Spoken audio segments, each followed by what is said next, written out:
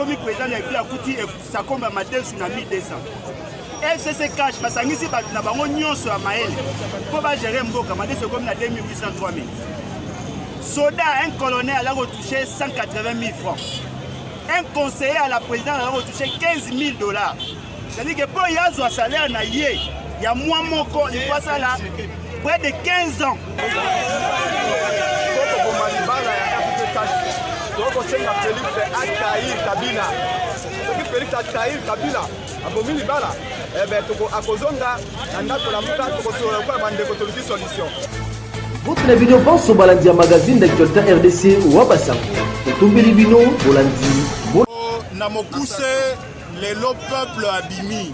Ils sont la mouka de Pesaki Kaka mot d'ordre, mais peuple n'est moto abimi. Parce que l'association Abilenge Ezali, l'association Abamama Bazali, Batuebele Bazali, la mouka Betingonga peuple abimi. Nos années qu'on réclamait pouvoir, il y a peuple. On déco Kabila Botolaka. À chaque fois qu'élection est à la carte.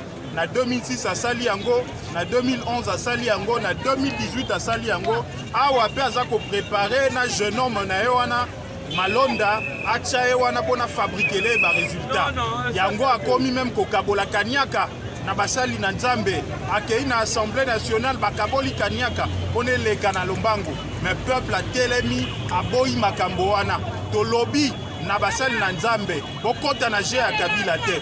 Avant topo na ba kambia seni asika esengeli réforme salema esengeli to bongo la mibeko ya seni to bongo la ba loi électorale esengeli to pekisa na ba confession religieuse ba pona moto ya FCC comme président ya seni to telemeli ba loi ya minaku na sakata o ezali une façon ya kozwa justice ko komisa yango une partie ya FCC yango wana toza kotambola omoni déjà population ndenge bazali awa misusu baza ko uta kan luka baza koya misusu baza ko uta barungu baza koya président Jean-Pierre Bemba l'équipe ake na changu akozwa misusu parce que lelo yende moto na kombo ya ba leader nyonso akoloba na peuple ndenge nini esengeli to telema lelo eza mokolo asuka te tant que ndeko Kabila kosakana kana peuple tokotambolaka mangaka te ndenge batie ba policier na nzela est-ce que boise woko matana échange pour l'échange eza déjà miné policier to ebisier mosane eza kobatela Congo na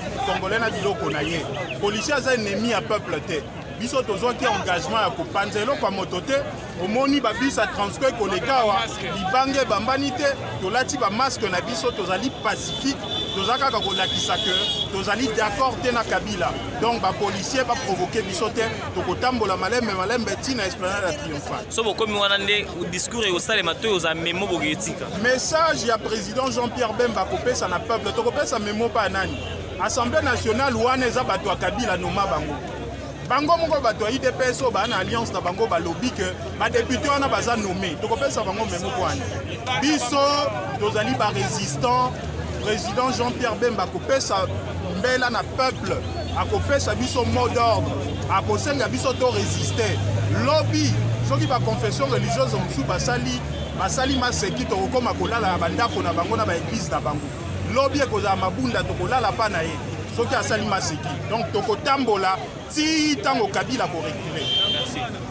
Par rapport à marche la lelo ndeko na banza ete otambwisi caméra na yo omoni niveau peuple aza déterminé awa na espace de bonhomme ndenge tozali donc signification ya kobima ya peuple ya lelo esengeli kopresume yango na boye Kabila akoki jamais koréduire souveraineté ya peuple na kati ya kingakati Kabila jamais akoki koluka kozwa force to pouvoir d'institution au peuple akreaka amema yango na kati na kingakati na epo ya desidaka sur ba loi oyo ekotambwisa mboka adesidaka sur ba animateur ya mboka adesidaka sur ba animateur même ya ba institution na biso yango omoni peuple lelo ntango abimi peuple asimbi sifflet ezali mpona koyebisa Kabila te ekoki lokola cash apesaki ye beki apesaki ye maboko po akontinue kobomisa bakongolais biso tolobi lelo awa ete peuple aye kobotola ye privilège wana oyo bato ya cash bapesaki ye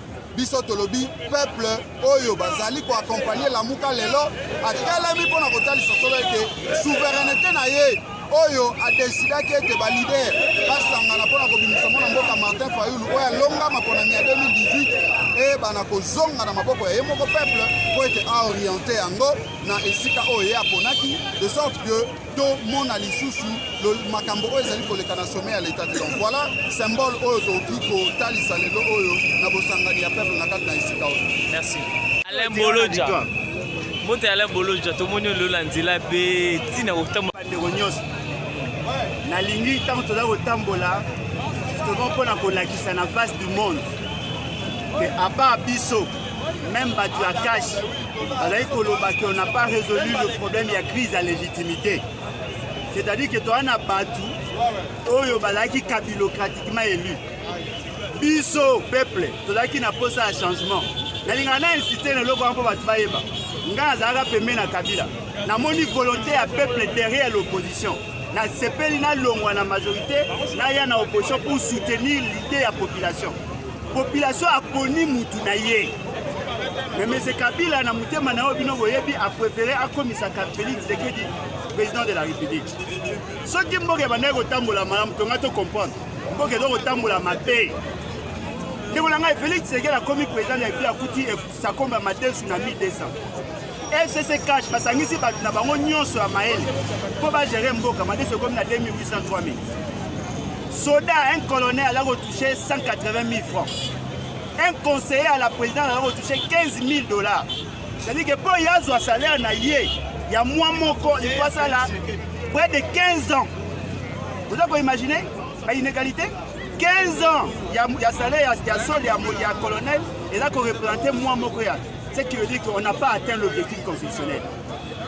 Le peuple de là, il y a tondimi ke bosala ki mabe ngonga na bino yango ya moto tozali komarche te mpo tolingi to atake bango me tozali komarche mpo toyebisa bango ke babongola mitema parce ndenge makambo ezali kotambola mpe bazali kose retrouve te bato ya UDPS bamarchaki bayebisi peuple congolais ke illégitimité ya bainstitution biso toza komarche pour le même message. Nous voulons les changements. Peuple alingi changement yango tokosenga na bandeko nyonso ezala oyo bakomarche na biso tokende direction na biso totosa bakonzi tosala na biso esala manœuvre pour le changement parce que changement ekouta na bainstitution te changement ekouta na peuple lelo jour na biso. Merci. Merci.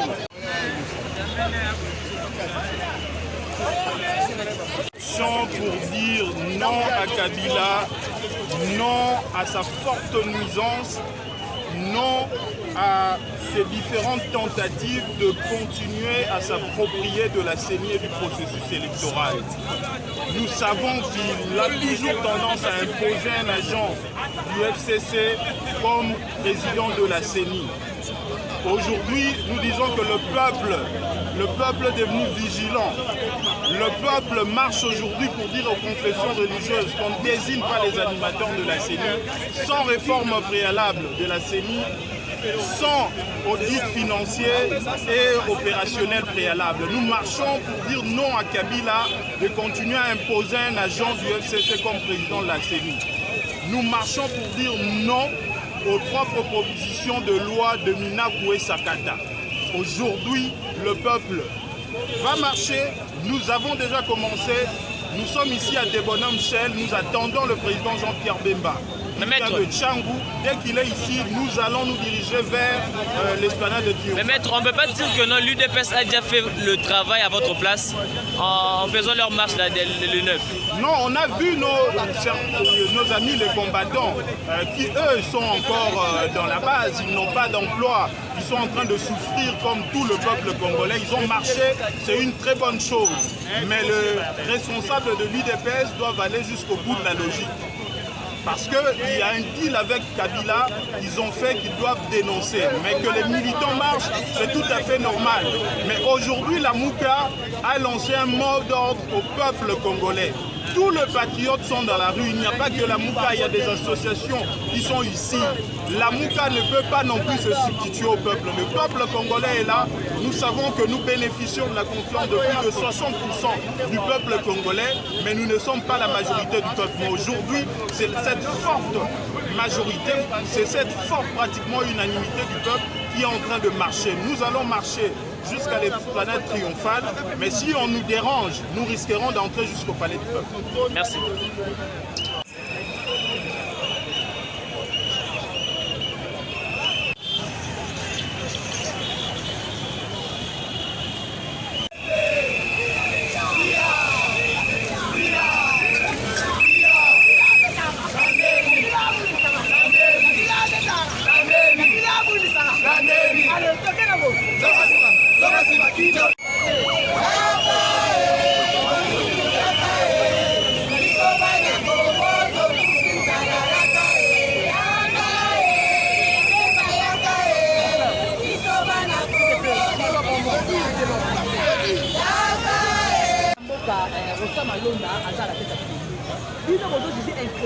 Par rapport à quoi? Pourquoi il y a 14 ans à travailler? Maman, soki yo soki osali na moyibi moto asali na moyibi okolobaka aza crédit bato nyonso wana ozotanga bakombo na bango idps yango moko elobaki ke 2011 tricherie ezalaki catastrophe communauté internationale mpe elobi ke catastrophe ezalaki 2018 koloba te oyo makambo elakaki kuna bapiblie ata résultat ya biro moko te mais bato batondi na bainstitution oyo balobi ke population ekomi en principe mutu nyonso na meme oyo atanga te ayebi ke bakoluka mutu mosusu te me malonda te parce que ye boyebaka te azalaki chef d'opération donc ye mutu azokende kopesa baresultat ye wana donc technicien ya moyibi ye wana mpenza bananga bazali bapoliticien babandaki koyebisa bango bosala boye ye mutu sikoyo soki balingi bayiba ye mutu akosala plan ya kokota na fenêtre akota na ndako plan ya kobima ye sikoyo ye nde balingi tozangi bato baza neti moko toza na bato ebele baza na politike te baoyo wana nde basengeli kozala na se baoyo bazosala politike donc tokondima te parce que nayebisi bino lelo badéploye police mais après confinement tokotambola mpe nayebisi bino soki totamboli 2, 3, 4 fois soki baraisonne te baraisonne malamu te mwa mot d'ordre na yo na bamilitaire ensemble tozwa seni ya bosolo oyo opesa bato apaisement ekola bawana bakokuna okosimba seni ya bien okopesa baelektio ya bien baelektio ya bien ekopesa bakonzi ya propre mpo mboka na biso kongo eza na makoki eza na kita ya koleisa bakongole nyonso koleisa meme baafrika baza zingazinga na biso awa bao baokufaka na bamediterane tina kona bakende poto bayiba ya kosala epa na biso afuka il restera de la richesse pour les générations futures. Parce que tout le monde est là, bakonzi moko, bakoki te, mboka ekopesa bien te. Congo il fallait telemela Afrique liboso. Ebozo kakita mboka ezokende les millions partent comme ça pendant que les Congolais n'ont pas l'électricité. Bana bakanga classe, bana bamisala te, bafro eza te, salaire malamu eza te, logement décent eza te.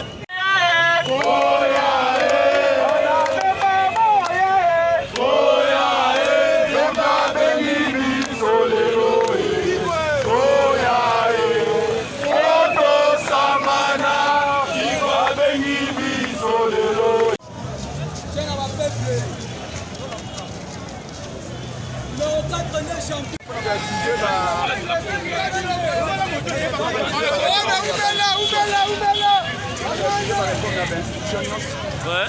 On a donc la élection anticipée de Congo. Ouais.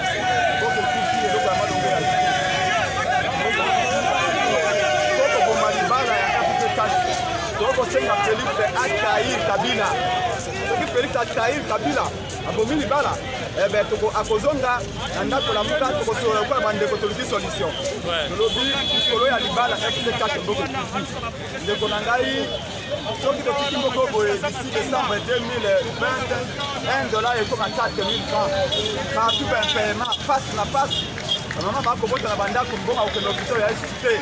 Donc, tolingi changement et en mboka. Moi, la mboka est peigne. Nandenge lelo batie ba police. Est-ce que boasu boko mati na triomphal kuna? Boko mati na triomphal. Ça c'est l'obligation d'ailleurs que nous avons.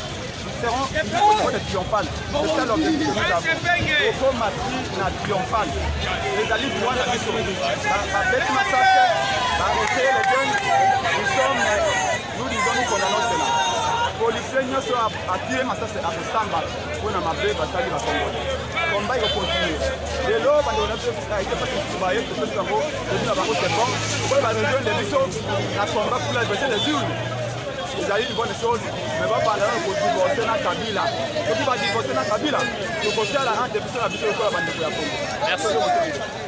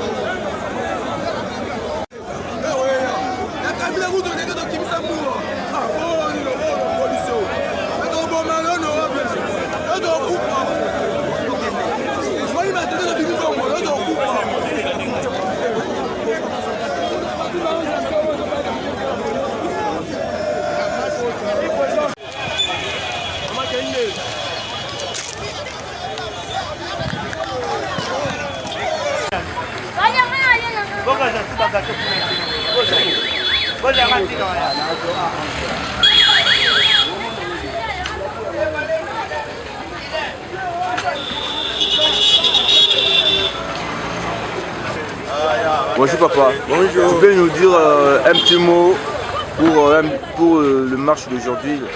Vraiment, on est... Donc, nous sommes... Le peuple est déjà dessus. Le peuple est dessus. Donc, pour cette marche d'aujourd'hui, nous voulons que la réforme de la CENI soit totalement totale. Ok? Pourquoi vous marchez? Nous marchons pour... Nous voulons le départ de M. Rosa Malonda, hein, pour qu'il ne soit pas à la tête de la CENI. Nous voulons la réforme de la CENI. La réforme, que ça soit totale. Okay? On vient nous dire qu'il n'y a pas de marche. La marche sera. Okay? Personne qui peut nous empêcher pour que nous marchions. Nous allons marcher. Obligatoire. Oui papa. Mokolo lelo ezali biso bato alamuka. Toza censé pour to marcher. To lembi bato bazotela biso na tête ya CENI. Donc to boyina libala FCC na cash ekende tolingi vote wezoya na 2023 ezala normal. Tolingi soute bato ya konome ba nomele biso ba député ba nomé biso soki nani. Marche à lelo toza déterminé. Donc tolingi départ ya Messi. Tolingi kutu kombo wana ya mutu FCC na tête ya CNT ata muke tolingi ete. Ben, si on filme ça. Ah, biso batala muka.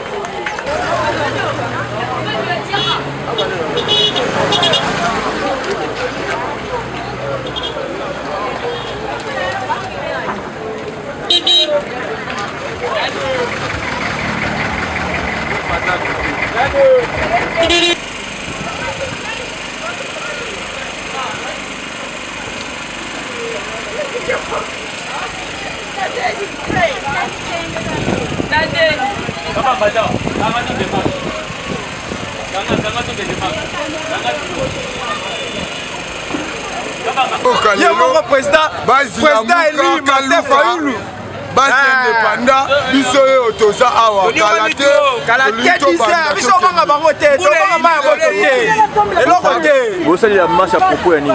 Marche par rapport ya mutu oyo ya président ya CENI oyo bataki qui asala na kabila ete tolingi ete donc lokola bazongisi esekema moto ezongisi mpo kabila ye te marche eza mpona yango mpona biso batika kointimide biso marche eza constitutionnelle tozodefendre cause na biso bacongolais baintimidation bazoyela biso kotindela biso bapolisier toala problème na bapolisier te policier aza wana mpo abatela biso tokobuka te tokosala eloko te me tozotambola mpona ronsar oyo batie na tete ya seni wana tolingi ye te c'est simple soki kaka lelo ronsar alobi eke nga na longwe na démissionné okomona mpe tokotambola na biso toboyi na biso atika pouvoir toboyi na biso batika biso batika baintimidation tolamuki na tongo na etension ya malamu papa tolobi boye marche eza constitutionnelle même président de la république aza na droit te apekisa biso tant que tozodefendre cause na biso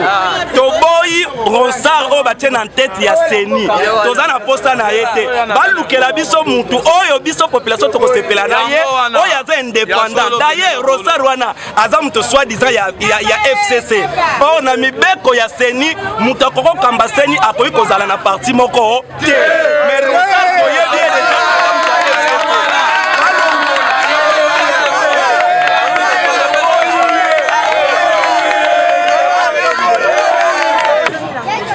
à propos de la marche ezali le moins démocratique, marche constitutionnelle. Marche ça la marque soki bato bazo contester ne loko moboye bato soit manandela pona la tient contentement na bango. Et da bitumate da ko soit na te. La police ali on ne pona ko protéger bato ali bazo marcher pona ko provoquer te. Pourquoi? Parce que biso tous ont mené vite, tous ont lié tous ont mené moko na la police na baso biso to vie ezaka moko. Tous souffrir ensemble. On a propos de marche à biso na seni kuna. En tout cas, même à ta côté, même à ta moutoza maïle était, il faut voir les accords malamouté. Moutouana ou même na seni, bah bêtise je vous trouve les gars seni dernier mois, bah on est là qui acteur principal. Alors moutouana va y avoir des conduits sur le monde qui est accords bizarre. Il y a un des tous accords boya babilo quand n'engwana na mboka to continuer n'engwana te, to konyer revenir na makambaso ni n'engwana te. Voilà le peine à ko diko bandera mo.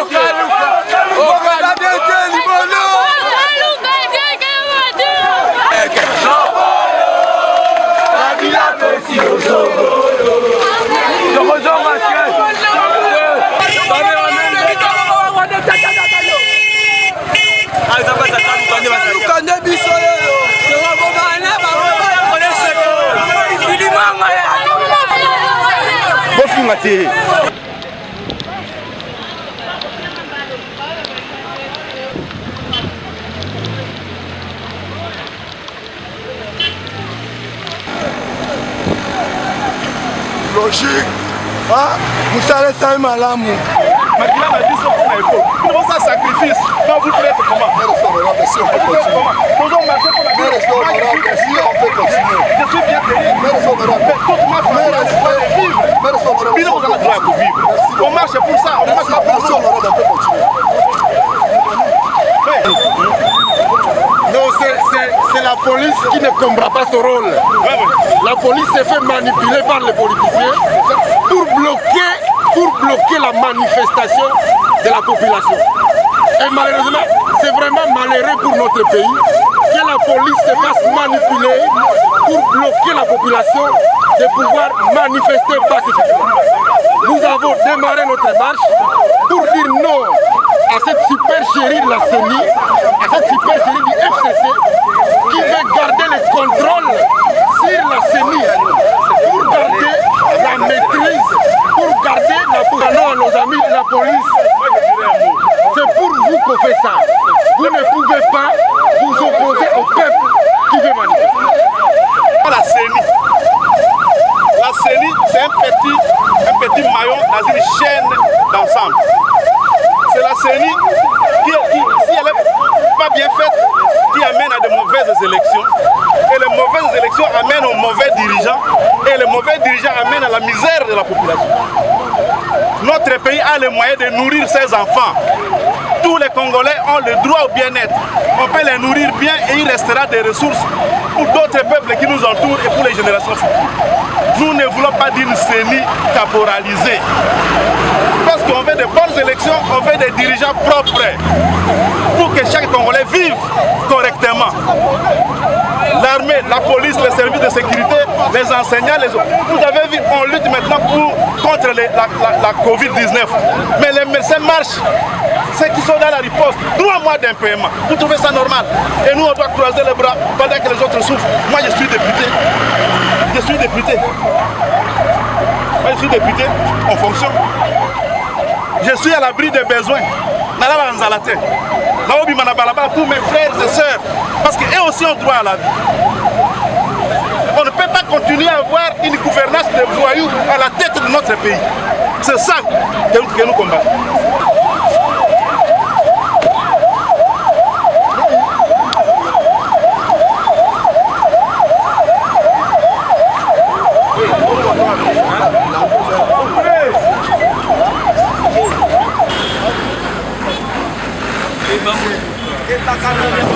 Maman, j'ai vu il y a des gens, Bata Libanda.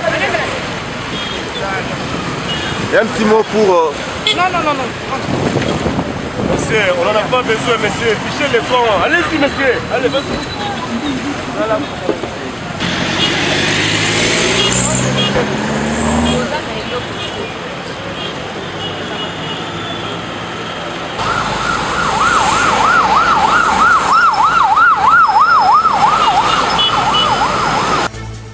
Na bino bonso balandi ya magazine d'actualité RDC wa basango.